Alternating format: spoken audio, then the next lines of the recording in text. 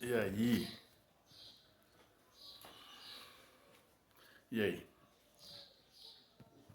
Outubro ou setembro? Setembro ou outubro? O que você acha? Diz que é outubro. Uma brecha aí para setembro, para fazer tipo recuperação, essas coisas todas, né? Apesar de querer vê-los logo, eu tô achando que outubro já é cedo demais, sabe? Tô preocupado mesmo. Até porque não vou poder ver o sorriso de vocês, então já fica pela metade, né? Não seremos muitos e o Brasil tinha que ter um pouco mais de vergonha, né? Mais de 101 mil mortos. É inacreditável. Não é possível ser o pior país trabalhar com isso. Bom, de qualquer forma, seja o que for, nós estamos nas aulas 43 e 44. Temos o texto lá na página 18 e temos o resumo aqui na página 324. Então nós vimos na aula anterior a Guerra Civil Espanhola, vimos alguns antecedentes da Segunda Guerra Mundial, uma continuação da Primeira, agravado pela crise de 29 e pela ascensão do nazifascismo. Bom, vamos seguir pelo esquema que nós temos aqui. E você também. Ele começa falando aqui já da Guerra Relâmpago. Então vamos pensar assim, gente.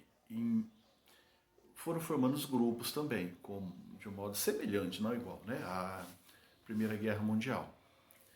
Então, em 1936, a Alemanha e o Japão fizeram um pacto, um acordo. É o Pacto Anticomitê, que significa, na verdade, um acordo, um pacto contra o comunismo internacional, portanto, contra a Rússia. Então já temos uma aproximação em 36. Em 37, a Itália entra nesse pacto.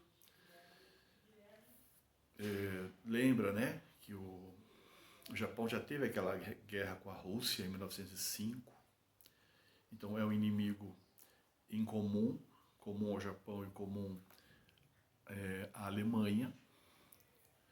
Portanto, eles se aproximam também por isso.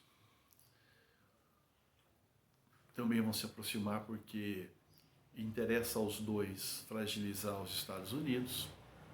Ele entrou na Primeira Guerra, se tivesse um outro conflito talvez entraria, tendo que lutar com os nazistas lá na Europa e com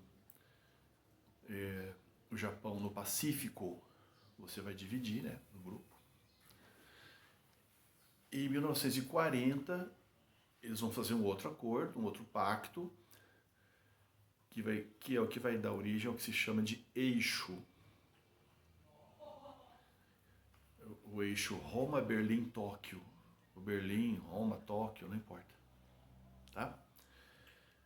Do outro lado, a Alemanha, a França e a Inglaterra já estão juntas. No transcorrer do processo, vão se aliar também pelas questões de inimigos comuns a Rússia, que no caso já é chamada União Soviética, e os Estados Unidos.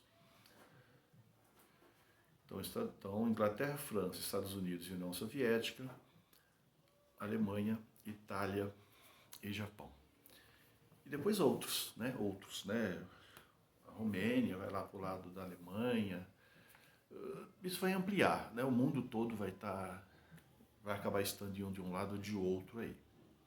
Bom, dentro desse contexto, o início da guerra que começou lá em setembro, com a invasão da Polônia, sobre a Polônia. em 1939 e vai até setembro, quando o Japão assina a rendição em 1945. Essa é a Segunda Guerra Mundial. O início é praticamente todo ele do eixo, todo ele é a vitória da Alemanha, sobretudo. Tá? A Alemanha vai, na primeira parte do conflito, tem essa, ele chama aqui de Blitzkrieg, ou Blitzkrieger, Guerra Relâmpago.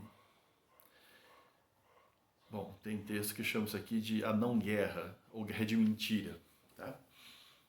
Mas o nosso texto trabalha com o conceito de guerra relâmpago, que é praticamente a artilharia que vai lá e joga bomba, joga, os aviões bombardeando, aí vem os tanques, infantaria. Então é tudo muito rápido, quase tudo junto. Então pouca chance de resistência, quase nem tem combate. Tá? No primeiro momento é isso que vai acontecer. A Alemanha vai conquistar, você tem um mapa aí na página 324, veja esse mapa aí. Então ela domina Polônia, Dinamarca, Noruega, Bélgica, Holanda, olha que pedaço grande. Fora aqueles aqui que estão se tornando aliados mesmo dela. Tá? Então, imagina, né? Olha o mapa, toda essa parte amarela, ela é nazista. Praticamente toda a Europa, todo mundo. Bom, mas a Inglaterra não. Então, os nazistas, os alemães, vão atacar a Inglaterra. Bom, mas a Inglaterra é uma ilha, já dizia Napoleão Bonaparte. O Napoleão tentou, lembra? Bloqueio continental, etc. Não deu certo. Os nazistas vão também fazer o ataque à Inglaterra, vão ter muitas dificuldades. Sobretudo por conta da resistência da Inglaterra, eles vão utilizar, obviamente, radares, né, para identificar. Como é que eles vão atacar a Inglaterra? Aviões. A Força Aérea alemã muito poderosa. Mas tem os radares lá e tal, anunciam, vão causar um estrago muito grande na Inglaterra, muitos civis vão morrer, mas eles vão resistir. E a Real Força Aérea Inglesa vai acabar pondo para correr a Força Aérea alemã, né? Luftwaffe, ou coisa parecida com isso, depende do seu alemão. Bom, o que o Hitler vai fazer então? Se volta, outro lado do mapa, tem a União Soviética. Então ele vai atacar a União Soviética. Senhor, mas peraí. Eles não tinham um acordo de não agressão? Sim, você acha que nazista, fascista cumpre as promessas, cumpre os acordos? Não, o histórico não é esse. Tá? Eles desrespeitam esse acordo e vão atacar o Stalin. Bom, Napoleão também fez isso, né? Napoleão vai atacar a Rússia e praticamente o ataque à Rússia vai ser a derrota de Napoleão. Aqui é quase. Quando os nazistas vão na direção da União Soviética, eles ganham um território bem considerável, pode ver aí no mapa, mas a partir de um certo momento eles começam a perder. Vamos ter um certo equilíbrio e depois uma virada no jogo. Observe aí que aparecem duas cidades aí na União Soviética, uma é Moscou e a outra Stalingrado. Então, a partir de Stalingrado, é chamada Batalha de Stalingrado, 1942 e 1943, os nazistas começam a ser empurrados de volta para casa. Empurrados de volta. Então, aí a virada na guerra. A partir daí, os aliados vão avançando. Bom, o que significa isso? Que quando Hitler, que é tido como... Muita gente defende, né? Nossa, um grande estrategista. Nada. Olha o que ele tinha aqui. Aí vai atacar a União Soviética. Ele chamou a União Soviética para o conflito. E ao fazer isso, ele se deu muito mal. Ainda bem. Então, tira da ideia de que era um grande estrategista, porque não o foi. Bom, então nós temos aqui essa virada, então essa traição do pacto germano-soviético, o pacto de não agressão, por parte dos alemães. E, obviamente, o início do seu fim, né? Isso para não citar o também já conhecido inverno russo, também sentido por Bonaparte. Enquanto isso, nós temos o Japão. Você tem também um mapa aí na página 325 que mostra o avanço do Japão. Tá? Tem toda essa parte em verde aí ocupada pelos japoneses. Observa ali Pequim, observa Formosa, Singapura e etc. E observe que estamos aí no Oceano Pacífico, óbvio. Então eles vão atacar, que eles querem dominar todo esse território, vai da Índia até os Estados Unidos praticamente. Aí eles vão atacar o Havaí. Havaí, base naval norte-americana de Pearl Harbor. Atacam, matam milhares de pessoas, é uma coisa marcante, né? Um episódio sempre lembrado da guerra. Bom, tudo bem, nesse primeiro momento eles ganham. Mas a mesma, vamos chamar burrice, né, gente? Porque são ambições, né? Então, mesmo que o Hitler chama os russos para o conflito, os japoneses chamam os norte-americanos para o conflito. Então, ao atacar, eles acabam colocando os norte-americanos diretamente no conflito. E é claro que nesse começo é complicado, porque é guerra na Europa e guerra no Pacífico. Mas quando eles vão já eliminando os alemães na Europa, aí será a vez dos japoneses, tá? Então você tem aí Pearl Harbor, em dezembro, primeira semana de dezembro de 1941, é quando acontece esse ataque, 2000 e pouco, aí, de mortos. Pearl Harbor. O que mais? Obviamente que isso vai fazer com que os norte-americanos entrem em conflito e a partir daí há um equilíbrio, e eu falei daquele equilíbrio e da revolta e da guerra lá da Stalingrado, tá? Que aparece mais ou menos também aqui. Bom, o que mais que ele pede para a gente lembrar? Enquanto isso, você tem aí na página 21 do livro-texto algumas imagens que mostram mulheres, tá? Então as mulheres fazendo trincheira, escavando aqui, trabalhando nas fábricas, pegando em armas, enfermaria. Então a presença da mulher na Segunda Guerra também é muito marcante, muito decisiva, a participação na guerra, mas também decisiva e importante para o movimento feminista, que a partir daqui, não por causa disso só, mas né, o movimento já vem de algum tempo, mas dá uma força a mais.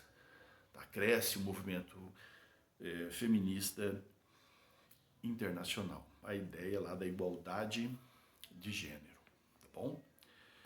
Outra questão marcante da Primeira Guerra é que naqueles ataques que eu falei, que o Hitler fez, naquele início, na Guerra Relâmpago, ele vai chegar até a França. Cara, a França tinha feito uma linha lá de defesa com construções, com trincheira, mas pensando lá na Primeira Guerra, a linha Maginot, e virou nada. A França foi, derrubou. Em pouco tempo, os franceses dançaram e aí a Inglaterra ficou de fato sozinha. Por isso que aqui a entrada russa e norte-americana foi a que deu o gás aí para a guerra. A França, ela ficou dividida praticamente em duas partes, tá? Nesse processo. A primeira é a zona de ocupação alemã. Então os alemães entraram lá, pegaram uma área, incluindo Paris, e eles é que vão administrar aquilo ali. E uma outra área, que é mais do centro-sul, vai ser o governo de Vichy. Aí no mapa, cara, olha no mapa, veja lá, França, tá lá, Paris e Vic. Aqui vai ser outra França, vamos dizer assim, a segunda parte dessa divisão, que é o governo colaboracionista. Ou seja, os alemães vão pegar uma área da França e eles é que vão mandar nela, e a outra área eles vão deixar lá os franceses mandando, mas a partir do que os alemães querem. Então são aqueles que, tipo assim, se entregaram. O primeiro-ministro abdicou, né? Largou o trono, abdicar é rei, né? Ele renunciou do trono, assume outro, Pétain, e ele é que vai assumir, vamos dizer assim, como primeiro-ministro e esse governo colaboracionista com os alemães. Vai ser muito criticado, é óbvio. Vai ter seus argumentos, né? Vai dizer que quanto mais você resiste, você mata um alemão, os alemães vêm e matam 10 franceses. Tem aí suas explicações, mas pegaram muito mal. Professor, mas eu ouvi dizer que não foram 2 partes, foram 3. Pode ser até 4. Né? São 2 partes essa. Uma terceira que alguém pode tirar é Alsácia e Lorena. Essa parte da França fica agora sob o domínio do território mesmo alemão. Uma colônia alemã agora, acabou. Então pode ser essa. E uma quarta, que é muito mais política do que de território mesmo, que é a França livre, vamos dizer assim. Representado por um governo ali que fica na Inglaterra, para dizer a verdade, e pelos resistentes. Né? Então vai acontecer o que se chama de a resistência francesa. Em todos os lugares onde nós chegaram, bom, em muitos lugares, não em todos, houve a resistência. Mas nenhuma foi tão importante, tão significativa, tão lembrada pela historiografia como a resistência francesa, tanto que vai aparecer nos livros, inclusive, com a letra R maiúscula. Tá? Então não é simplesmente a resistência, é de fato um movimento. Que vão trabalhar com sabotagem, guerrilha, vão cansar o adversário. Então esses resistentes aqui aparecem, né, usando essa tática de guerrilha, partisans, merece sempre ser lembrado. E também aqui a figura do Charles de Gaulle. Observe os tanques passando aqui em frente de casa, temos todo um barulho e tal, mobilização da Segunda Guerra. Outra questão que se destaca e lembramos quando falamos em Segunda Guerra Mundial é a palavra Holocausto. Óbvio que você lembra que foi Holocausto? Não? Sim, mais ou menos. Então, mais ou menos. Aquela perseguição sistemática aos judeus, o antissemitismo, vai levar ao Holocausto. Então, o Holocausto é esse extermínio dos judeus. Também é um termo que vai aparecer em alguns textos, né, grifado e tal, porque é uma palavra que pode significar outras tantas coisas, mas aqui na Segunda Guerra é isso. Já vimos que os judeus eram alvo de perseguição dos nazistas, N motivos, mas sobretudo porque era um grupo internacional, aquela ideia que não tinham pátria, uma aproximação com os comunistas, né? Karl Marx era judeu, aquela coisa toda. Então, eles já vão ser segregados nos seus países respectivos. Vão ser colocados em guetos, onde inclusive já começam a vivenciar aí não só a perseguição, porque ela já vinha de antes, mas a fome. Tá? Nesses guetos a alimentação era uma ração mesmo, era o mínimo. Tal. Depois nós temos os campos de concentração. Né? Treblinka, né? Um campo de concentração que diz que 99% de quem foi lá morreu. O campo de concentração, que depois vai virar campo de extermínio. Então era um lugar de trabalhos forçados, tortura, então nos lembra a escravidão. Né? Fome, opressão, e talvez o que é pior de tudo é não ter a quem recorrer. Tudo ali reclamou, já vai para a parede e já é executado ali mesmo. Tá? o campo de concentração, muitos, mas o mais conhecido, mais pesquisado, etc., é esse aqui, que vocês já devem ter, né? Auschwitz, conhecido, lembrado, visto e tal. Na entrada dele, escrito, trabalho liberta. Inacreditável. E aí eles vão trabalhar, vai ter tudo que você pode imaginar. As roupas são confiscadas, roubadas praticamente, os pertences. Eles vão ser colocados, se não tem condições de trabalhar, vão ser mortos, né? Tem o forno lá para morrer, tem o tiro, tiram os dentes de ouro, esse negócio todo. Nos campos de concentração teremos também muita... A violência, você sabe, mas pensa numa pseudociência, vamos dizer assim, né? Quer dizer, eles vão ser vítimas também de experiências nazistas.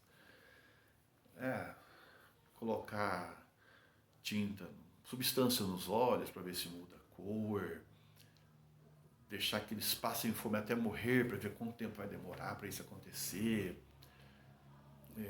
colocar algum tipo de bandagem no seio das mães para que as crianças não possam se amamentar para ver quanto tempo elas duram até morrer. Tem tudo que você imagina, né? Tentaram até unir duas pessoas para fazer siamês, tudo isso. Então tem aquelas experiências que era pegar essas pessoas, né, que tinham espécies, né, as raças que tinham as melhores características, entre os alemães, óbvio, mesmo que não se amassem, para procriar, e esse outro lado, que era mesmo tenebroso e tal. Tá? Esses campos de concentração vão acabar virando campos de extermínio. Alguns serão criados só para ser de extermínio, outros são campos de concentração que viram de extermínio. Na verdade, o que eles queriam desde o começo era isso mesmo. Mas eles vão se reunir numa cidade chamada Wannsee. Fala assim, com W e 2 E's no final. Em janeiro de 1942. Uma elite militar nazista, né? 15 dos principais membros, entre os principais membros, o que fazer com os judeus? Porque eram muitos, estão presos, e aí? Então, vem as sugestões aqui e de lá, já sabia o que era, mas estão aqui discutindo isso. Então, a solução era matá-los. Alguém perguntou com certeza, mas e aí, mas se as crianças? E alguém com certeza respondeu, a criança também cresce. Então, a ideia era a solução final. A solução final é o extermínio dos judeus. Tem mais aqui, paro na aula que vem, continuamos aqui.